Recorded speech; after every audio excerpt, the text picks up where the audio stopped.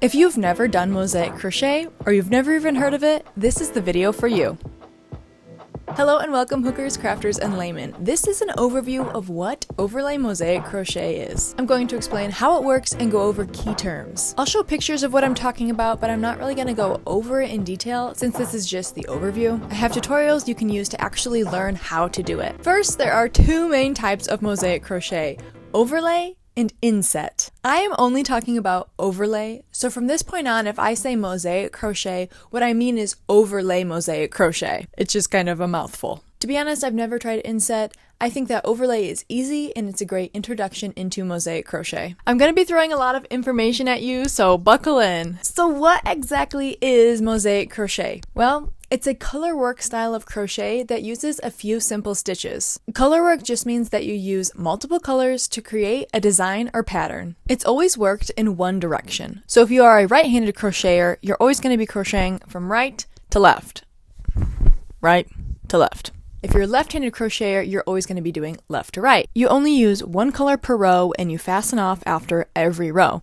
That's why you see all of these ends here. So there's no color changes mid-row. It definitely would be possible to color change mid-row, but that's just not how traditional mosaic crochet works. So for a blanket, you would always have the same amount of stitches in every single row. There's no turning or flipping your work if you're working in rows. There is a style of mosaic crochet that works from the center out. You'll only work on the front side, or as I'm crocheting, the front side will always be facing me. I mentioned these ends earlier, which I think deters a lot of people from even trying mosaic crochet. You don't need to worry about any of these ends because if you make an envelope border, then you're going to be encasing them all inside. I don't weave any of them in. You could also make the ends really long and braid them or twist them and make them part of the design. I'm not gonna lie, if I had to weave all of these ends, I also probably would not do mosaic crochet. I mentioned that mosaic crochet is just a few simple stitches. You're working single crochets into the back loop only, and you're working double crochets into the front loop only from 2 rows below. So essentially, the design is formed by working colors on top of each other. This makes the project nice and thick. If you do the reversible version, then the blanket's basically doubled, which makes it perfect for a blanket. Within overlay mosaic crochet, there are 2 styles. I have dubbed them regular and reversible, or inverse. Regular just uses back loop only single crochets and front loop only double crochets into 2 rows below. The only difference between the reversible version is that there is a negative stitch. It's a stitch that's worked down into the back side of all of the front loop only double crochets. To make the negative stitch, you work into the back loop of the row below and the back loop of 2 rows below. This creates the pattern on the back, making it reversible. See the tutorial for more information. The front of the patterns would both look exactly the same. The back would look really different. The back of the reversible version would have the pattern from the front just the inverse way. What I mean by inverse is the front side would look like this, so the sharks are going that way, but then on the back side, it would be the same except the sharks are going this way. The back of the regular version would just be lines. It's a little bit of a bumpier texture and has like little flap pockets of crochet stitches, but there's no difference in the appearance of the front. So in regular mosaic crochet, instead of doing a negative stitch, you would just do a back loop only single crochet. Experienced mosaic crocheters are able to take a regular mosaic crochet pattern and turn it into a reversible pattern by doing negative stitches over the top of front loop only double crochets. So with the reversible version, it would use a little bit more yarn and a little bit more time to do those negative stitches than compared to regular mosaic crochet that just uses a back loop only single crochet. Lots of patterns call for the foundation single crochet to start the project,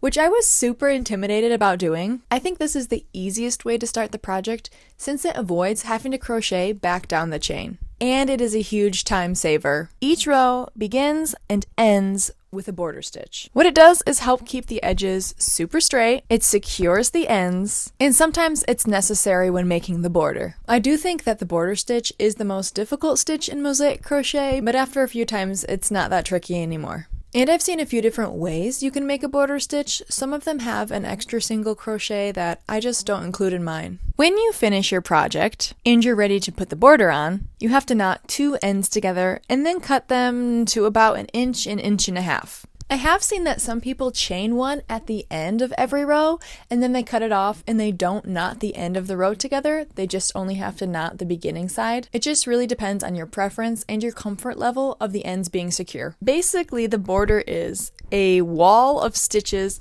along the front and along the back.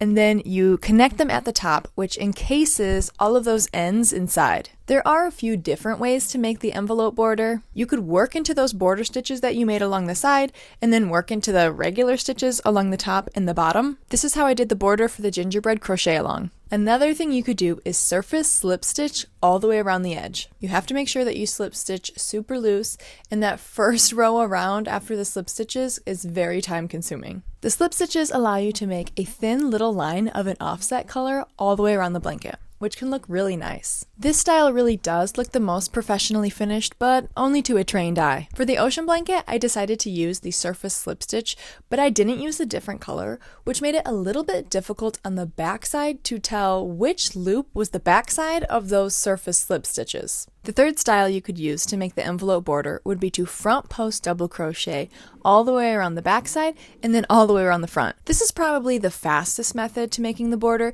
but it does create a little bit of bulk at the start of your border. But in a blanket, does that really matter? This may be an unpopular opinion, but I don't really think it matters which style of envelope border you use. Pick the one that you're most comfortable with and that won't drive you crazy. I do have a full tutorial explaining how to read patterns, so I'm really not going to go into that much detail.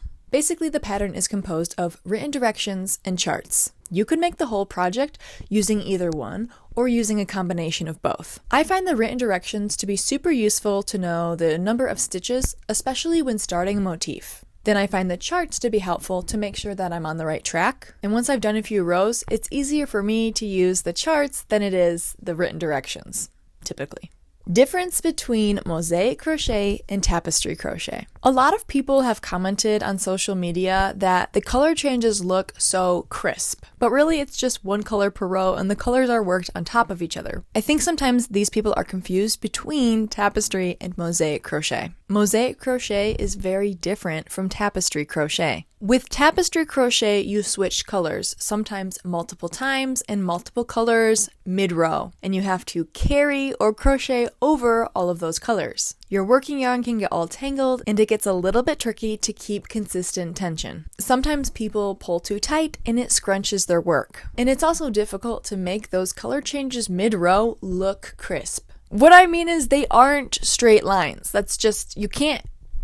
They aren't straight lines. There's tips and tricks that people have done to make their tapestry crochet look pretty straight, but typically it's kind of the nature of the stitch. Whereas with mosaic crochet, the color changes are straight lines. I am not saying that tapestry crochet is bad, and I'm not even saying that it's difficult. You can make super beautiful work with tapestry crochet. I'm just pointing out the differences between tapestry crochet and mosaic crochet and highlighting what I think are the perks of mosaic crochet compared to tapestry crochet. Mosaic crochet definitely has its downsides. Essentially, it's pixelated, and with one color per row, it kind of limits the complexity of your design. It just forces you to be a little bit more creative. You can't make a nice curved line like with tapestry crochet because front loop only double crochets span across 3 rows, so they're pretty tall. If you're tracking with me, I did learn a way that you can make a diagonal line by working a front loop only double crochet into a stitch to the side rather than the stitch right below. That makes it a little more complicated and isn't traditional mosaic crochet. My ocean blanket does not have any of that. And if that was confusing, pretend I never said it. I think that covers everything I can think of, at least for right now. I know it was a lot of information, but I wanted this to be a thorough overview of mosaic crochet. So basically, there are 2 types of mosaic crochet, overlay and inset. I just dived into overlay, and there's also 2 types within overlay, the regular and the reversible version. The only difference between those 2 versions is that the reversible version uses a negative stitch. If you take anything from this, I want you to feel that it is an achievable crochet style for you to do. It's only 2 or 3 stitches and the border stitch, and if you already know what the front loop and the back loop is, then you're golden. I love mosaic crochet, and I hope you do too if you try it. Drop any questions below that you still may have, and if you do try mosaic crochet, please tag me at Evelyns.Crafts because I love to see your creations. Thanks for being here. Later, hookers.